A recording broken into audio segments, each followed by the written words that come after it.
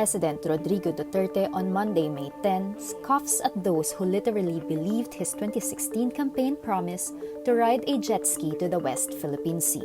Panahon ng kampanya yon. Hindi siguro sanay itong mga gago na style ko sa kampanya. Yung bravado ko, pure campaign joke. At kung naniniwala kayo sa kabila, pati na siguro si Carpio, I would say that you are really stupid. This comes after critics corrected his recent claim that he never promised to pressure China on the Philippines' rights over the West Philippine Sea. But in a presidential campaign in 2016, this was what Duterte said. I will ask the Navy to bring me to the nearest boundary dyan sa Spratly, Scarborough. Bababa ako, sasakay ako ng jet ski, dala-dala ko yung flag ng Pilipino at pupunta ako doon sa airport nila, tapos itanim ko. Then I would say, this is ours and do what you want with me. Duterte recently backed out of a debate with Carpio that he himself challenged. Now he is calling on Foreign Secretary Teodoro Locsin Jr. and Chief Presidential Legal Counsel Salvador Panelo to defend him on the West Philippine Sea issue. Duterte insists he isn't afraid to debate with Carpio. It's because there's a danger of binding the future actions of government with what he might say. On Tuesday, May 11, Carpio reacts by pointing out the irony of Duterte's rationale. He cites Duterte's past false statements claiming China is in possession of the West Philippine Sea and that the 2016 Hague ruling is a scrap of paper that can be thrown in the waste bin. Carpio says if the president does not retract these statements that he made publicly, then he knows that these statements could bind the Philippine government under present and future administrations. As this develops, Senators Panfilo Lacson and Risa Hontiveros on Tuesday, May 11, remind Duterte to take his job seriously as his supposed jokes on the West Philippine Sea have implications on the country's national security and foreign policy. The Health Department on Tuesday, May 11, reports 2 cases of the double mutant variant of COVID-19 called B.1.617, which was first found in India in October 2020. But the 2 cases have already recovered from the disease. Studies suggest that the B.1.617 is more contagious than the original form of the virus. This virus type is spreading quickly in India. On Monday, May 10, the World Health Organization said that B.1.617 was classified as a variant of concern, making it the 4th variant to be designated as such. Meantime, after months of delay, a total of 193,050 doses of the Pfizer and BioNTech COVID-19 vaccine arrived Monday, May 10.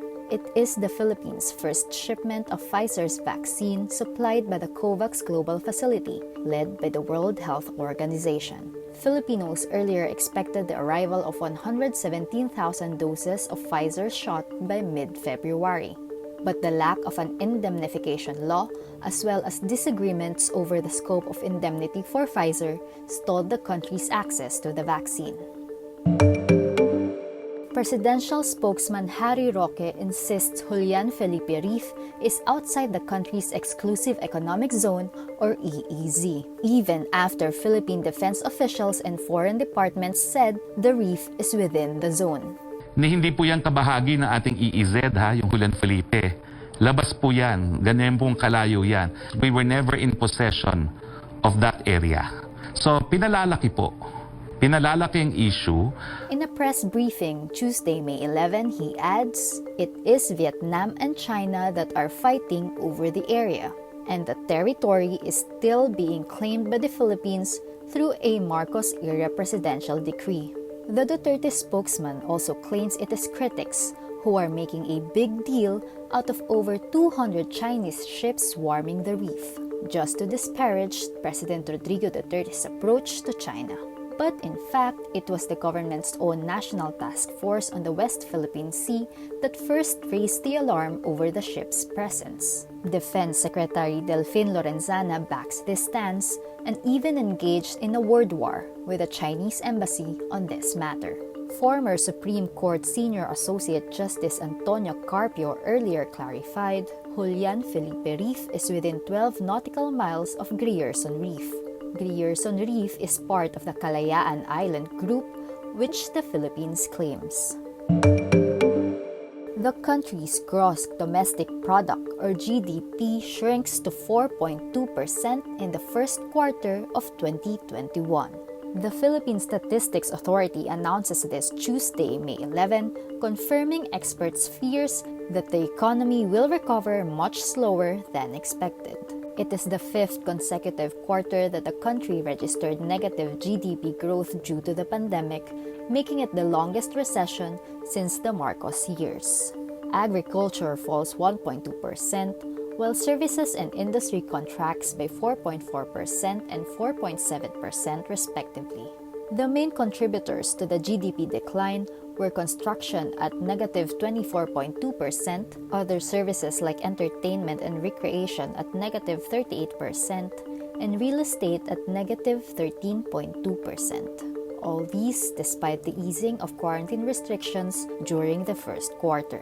The latest Philippine GDP growth figure is much lower than the 0.7% contraction of Indonesia. Vietnam and Singapore managed to grow at 4.5% and 0.2% respectively, while China reports its highest growth rate on record at 18.3%.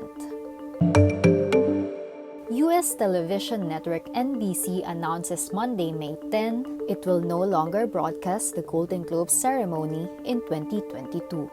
This comes after a backlash over ethics and lack of diversity of the Hollywood Foreign Press Association, or HFPA, the group that hands out the annual awards for film and television. It has been under close scrutiny following an investigation published in February 2021 by the Los Angeles Times, showing the association, composed of 87 individuals, had no black members. Warner Media, which includes cable channel HBO and movie studio Warner Brothers, earlier said in a letter to the HFPA it was concerned about racially insensitive, sexist, and homophobic questions at press conferences and events during the Golden Globe nominations and awards process.